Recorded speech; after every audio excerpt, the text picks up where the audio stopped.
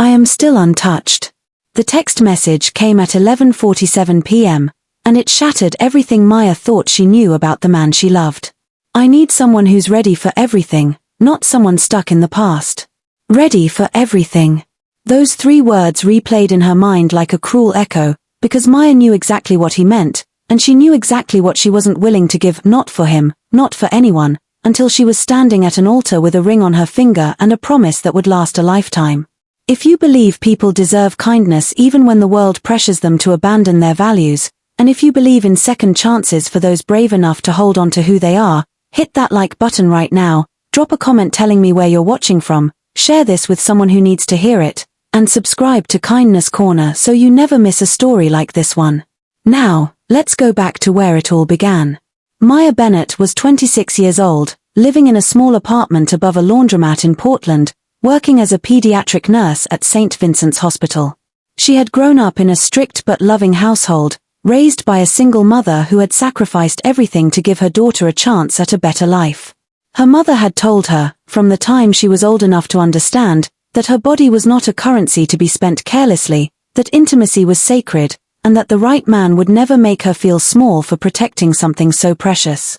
Maya had carried those words like armor through high school, through college, through every relationship that fizzled out the moment a boyfriend realized she wasn't going to change her mind. She had been kissed exactly twice in her life, both times by boys who eventually grew tired of waiting and moved on to someone less complicated. By the time she met Ethan Cole, she had almost convinced herself that love and patience simply didn't exist in the same person anymore. Ethan worked in finance, sharp-suited and quick-witted, the kind of man who filled a room with his laughter and made Maya feel, for the first time in years, like she was worth pursuing rather than just tolerating.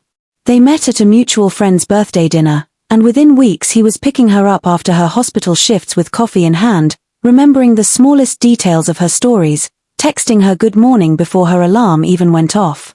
For 3 months, everything felt like it was finally falling into place.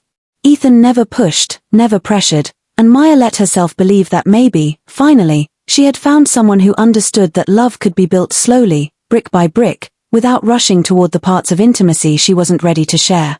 She told him about her mother's teachings on their 6th date, her voice trembling slightly as she waited for the familiar disappointment to cross his face. Instead, he had taken her hand across the table and told her he respected her, that he'd never make her feel rushed.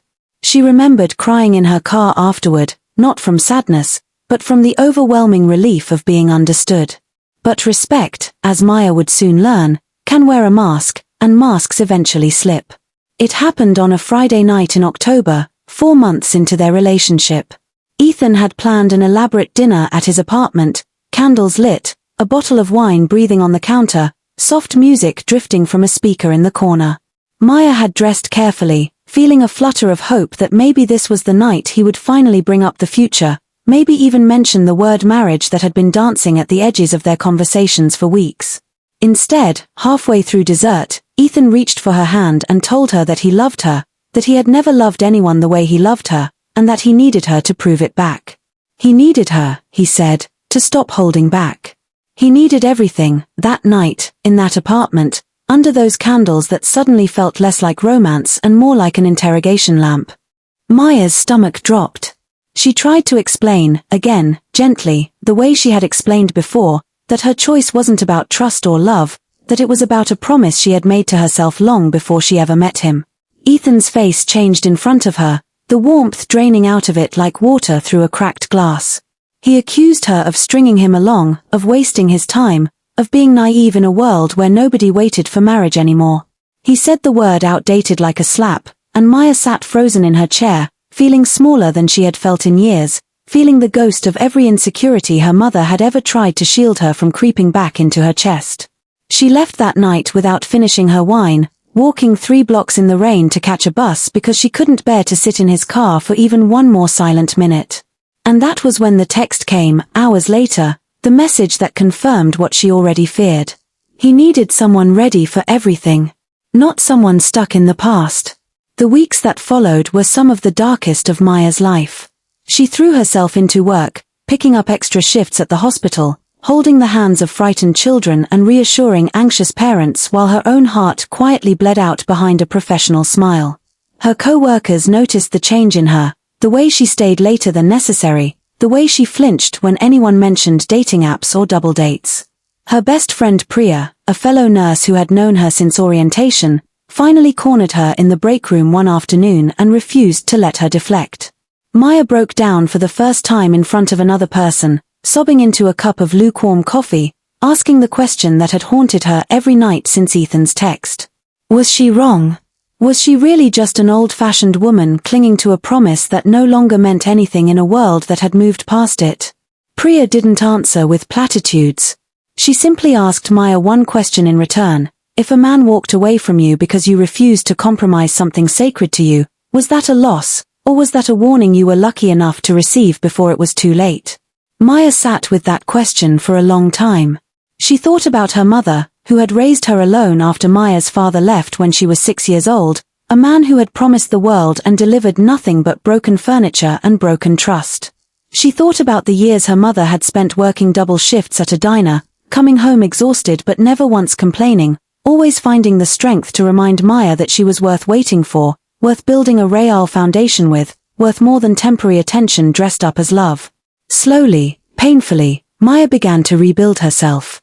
She started attending a small community book club at the local library, something she had always wanted to do but never had time for. She reconnected with an old college friend, Daniel Reyes, a soft-spoken elementary school teacher who had moved back to Portland after years away, caring for his aging father. Daniel wasn't flashy. He didn't fill rooms with laughter the way Ethan had. But he listened, really listened, in a way that made Maya feel like her words mattered, like her silence was just as welcome as her voice. Their friendship grew slowly over months, coffee after his school day ended, long walks through Forest Park on weekends, quiet conversations about everything from his students' art projects to Maya's hardest days at the hospital. Daniel never once asked her the questions Ethan had asked. He never made her feel like her values were a burden he was tolerating. One evening, sitting on a park bench as the sun dipped behind the trees, Maya found herself telling him everything, the promise to her mother, the humiliation of that October night, the fear that she would spend her whole life alone because she refused to bend on something she believed in. Daniel was quiet for a long moment before he spoke.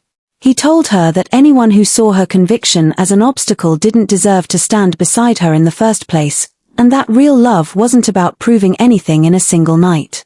It was about choosing someone, patiently, deliberately, every single day, for the rest of your life. Maya cried again that evening, but for the first time in months, they were not tears of grief. They were tears of relief, of recognition, of something inside her finally exhaling after holding its breath for far too long. It would be nearly a year before Daniel proposed, kneeling in the same spot in Forest Park where they had shared that conversation, the autumn leaves falling around them like confetti nature had prepared just for this moment. Maya said yes before he even finished the question, laughing and crying at the same time, thinking of her mother's face when she would finally tell her the news. On their wedding night, months later, Maya stood in a quiet hotel room with the man who had waited for her, not out of obligation, but out of a love that had never once needed to be rushed or proven. Everything she had protected for 27 years, she gave freely, joyfully, to a man who had shown her, day after day, that he was worth it.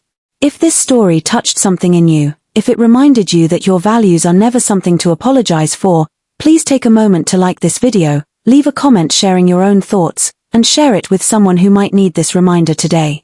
Your support means more than you know, and it helps this channel keep telling stories that matter. And before we close this chapter, I have one special request. If you believe that love should never demand what a person isn't ready to give, comment the words "I am worth waiting for" below, so we can see just how many hearts this story has touched. Maya's story is a reminder that patience is never weakness, and that the right person will never ask you to trade your dignity for their comfort. Some promises are worth keeping, even when the world tells you they're outdated, because the love that's built on respect will always outlast the love that demands proof. Thank you for watching, and I'll see you in the next story.